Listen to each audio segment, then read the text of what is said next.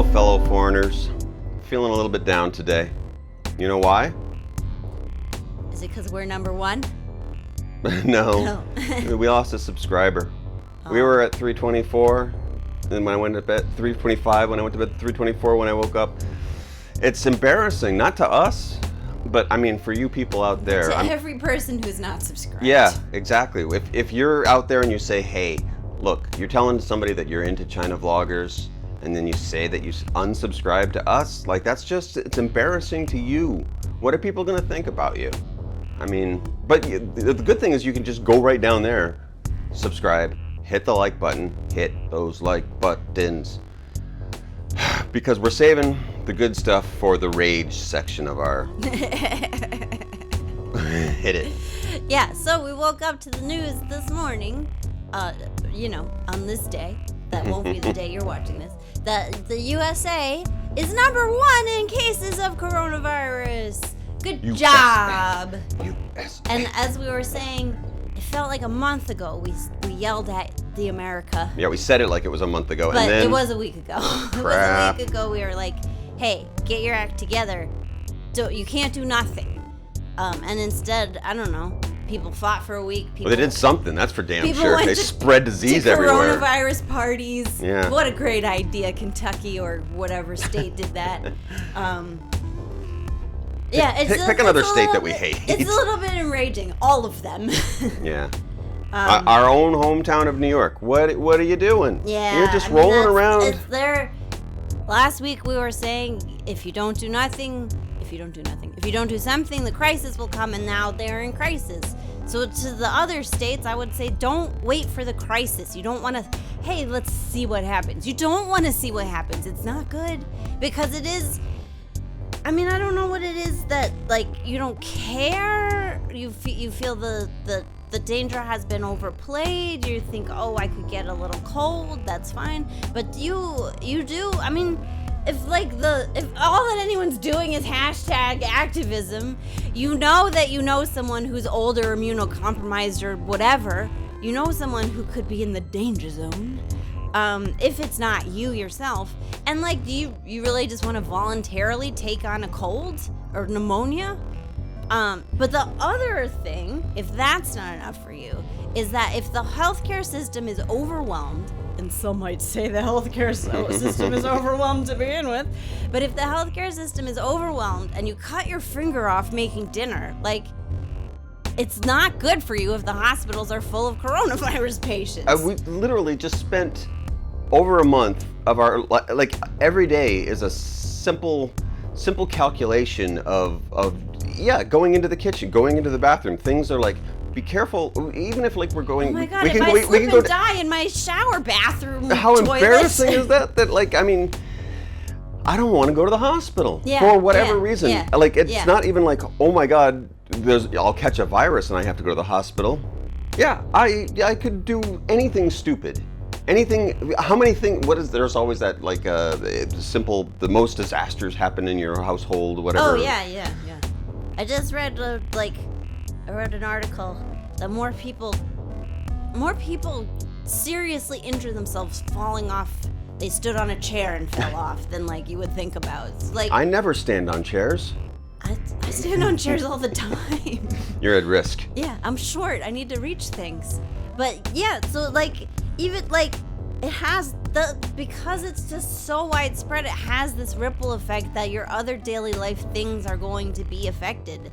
And like, earlier we said and comforted ourselves with, like, it would take a lot of sickness for everything to just shut down. So are you going for a lot of sickness? Great job. I like, and because there's another. This one might not be that funny. There's no humor in the pain. I mean, what is the? People are like looking towards religion. This might be like a great time for research. So religious leaders should say, "Stay home." Yeah, no. What they're doing? Telecast. What they're doing is they're putting everyone together in rooms and they're dying. I mean, what are you, Jim Jones here? What is going on? Yeah. And it's hard because, again, we're so far from it, so we only have like the news we read and then talking to our families and friends, kind of. We don't have friends. You're our friend. If you were our friend, you'd subscribe. Yeah. But like, so it's hard to know like what on the ground is happening except through those small windows. And you know, if there's a way to be helpful here, maybe this is it. Of like, tough love. So like we've memed the idea of stay home, hashtag stay home. But I want to tell you, that's the hard thing. It is going to be hard. That's going to be the sacrifice. And maybe if this cowboy attitude of like, woohoo, it's us against the virus, go out, show it you're not scared. It's not a terrorist. It doesn't care. It's not taking away your freedoms. It has no agenda except to reproduce. So it does not care that you're doing dumb stuff. Yeah. Personifying something that can't talk back to you or care about you is the silliest thing. I mean, don't racialize it, don't personify it, don't give it intent. It has no intent. Yeah. But so like Gwyneth Paltrow, it don't give a shit about it. Yeah, Gwyneth Paltrow doesn't care. The coronavirus doesn't care. But to rebrand staying at home as the heroic act, and I don't think I'm the first to come up with this, but like it is, I'm not being dramatic when I say the first week of quarantine is going to be an existential crisis for you. It was for us. And it still is. It still is. Everything about your normal daily routine is gone, and you just have to live with yourself and your housemates. I can only imagine that's which turns out to be like you have to examine everything you ever knew and question what's happening to my life. I can only imagine that people are questioning, oh wow, this is going to take a long time. I've been in here for 3-4 days. It's going to take a long time. Yeah, like, you don't actually know what 16 months mean. Yeah. We don't know what 16 we months. don't. We were allowed out after 2 months. Yeah. So I'm like, these abstract concepts of like, boy, it's going to be tough next week. We don't even remember what happened next week, and we haven't been in quarantine for weeks. But the hashtag stare down your existential crisis. And that's that. Because it does get easier. It doesn't get like normal. It's a little clunky though as a hashtag. But. Yeah, it doesn't get normal, but you have to face it. You have to face the inside is terrifying because all you have just like the inside of yourself. Yeah, all you have is yourself. All you have is what's in your home, which is an extension of yourself. But that's what you have to do. It is, I don't know if anybody's been telling you it's going to be easy. But that part is not easy, but it is the best way to get this under control. And everybody on earth thinks it's just, well, if it's just me, I can pop out for a coffee or I can pop out. Like, but it's not just you. Yeah, that's the accepting your community and your place in community is the only way. I mean, give your stay inside purpose, and that's where like, idiots went inside, now they're baking bread. Like, but do that, do whatever, do something with a process that can help you focus and have a purpose. That's like during the lowest part, I remembered like specifically deciding each day that I needed to accomplish a thing that was like accomplishable that day, so I could have like that sense of accomplishment. You need like just that one goal to get you out of bed and do a thing that feels like my life has meaning. I'm not being dramatic. That's what, if you are effectively staying at home, that's what it will feel like. Here's something that will wait another like 4 or 5 weeks for people to catch up on. Yeah. We're outside and it's terrifying. Yeah. We went out to the countryside yesterday. Yeah. And first of all, there's not as many people out there as there are in the city, and so that's nice, but like we're all wandering around with the masks on, and I got it in the back of my head the entire time, like, ooh, wait, what am I shouldn't touch this branch. What, I shouldn't touch a branch? Yeah. We're driving back down these country roads, and like there's like this party off in the nighttime off from the street down an alley, and like the whole neighborhood had come out and everything like that, and I'm like, wow, that looks like fun. Don't go in. Don't go in. It's probably fine to go in. Yeah, but we have the data. We have 0 documented active cases for 2 weeks now. Yeah. So we're in a good part of the country Yeah, itself. yeah. Like everything is pretty good. Go outside, still be safe, but like, Yeah. but in the back of your mind, it's going to be still sticking But there. to get there, you do have to make that sacrifice. Yeah. Of But, staying. so I don't even know. I don't understand how you could be at the beginning of this going, whatever. I don't even care. I just throw off my mask and like. If you wait for it to get bad before you take it seriously, it is way too late. It's You'll way be too dead. late. And New York is already seeing this. And I can't even. oh, now I'm despairing. I can't even imagine, really. Like, it's one thing, even like living here in this country and it happening in Wuhan and it being terrifying. I mean, I've never been to Wuhan. I read about it like in years past of a place I want to go to, but I can't personify that place. I can yeah. personify New York City. Yeah. And I don't even imagine the terror I would feel living there right now. As much as I can think of all the apartments that I've lived in there, And all the thinking places that I about, go. like, our apartment, well, we did have a courtyard. And like, but yeah, like just the idea of staying in an apartment without being able to even go outside a little bit. Every horror movie that I've ever watched is those stories of like the people, your main characters are sitting in an apartment watching those newscasts come in the first half hour of the movie of like umpteen people dead. And you're like, well, what are we gonna do? Yeah. Well, and here's something that hurts my heart a lot is that I read that part of the political divide over whether a virus exists or not and is a threat. I'm voting for the virus. Is what I'm Yeah, me too. But that people in the rest of the country aren't taking it seriously because it's only happening to New York and California, and that's not real America. That attitude is and this is not going to convince anyone who subscribes to that, but that's part of why I left America altogether. Because if I don't count as a real American, then screw you. Well, I mean, I don't have to live in America, which is maybe like that's what they want. Yeah, could be. I'm letting them. Thank goodness them you're. win, but- Yeah, good job. First of all, But that attitude sickens me. I'm a real American, and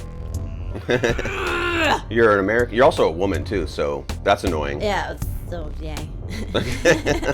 Just to widen the Well, you're scope. trying to rile me up even more. I'm there to bring out my barking dog. But yeah, it's really amazing to watch from a distance. And we'll say that, I mean, we said it before, I'm seeing other people are saying it now. Those of us that are from New York, it's just embarrassing. Yeah. Like- It used to be cool to say you're from New York. Now it's like, oh, I'm sorry. I don't even, and then this is where, so just overnight, I guess, China's closed down the borders. Yeah, I think that. So, good. I don't want you to stop coming this is here. a confusing thing of nationalism versus safety. Of like every country that's done this allows their own nationals to come home, which is like on the one hand you don't want to strand your citizens out somewhere in the world that they don't want to be, but it is also like you don't think your citizens are also carrying the virus of like when America did this. That was also the same thing. I mean, as long as you have quarantine procedures in place, you can quarantine your nationals as they come home. But it is like, I don't know. It feels like a move that's more political than effective.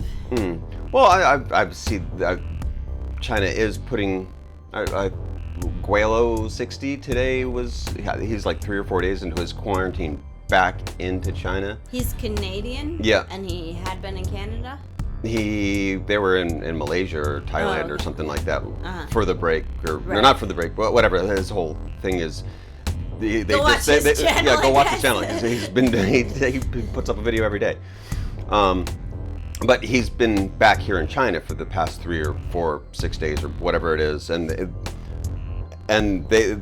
he just upped his wife upped the hotel into from a 2-star hotel to a nice hotel or whatever. I didn't watch the entire thing yet today. So it isn't like these horror stories of like people are throwing foreigners are being brought in and thrown into cages or something like that. Like not concentration camps, that one commenter Oh, who's great. probably no longer with us. Yeah. Hopefully you're the one who unsubscribed. Yeah. Yeah, I mean, it's not necessarily, it just is like the logic of we're going to close our borders, except we're going to encourage that travel of our nationals who are abroad, seems self-defeating, but I don't know. That's the least of what I'm upset about today. Yeah, I'm just pointing out that like it's not the fingers politically that we are throwing around of who's to doing what and when they did it and how long. None of that matters anymore.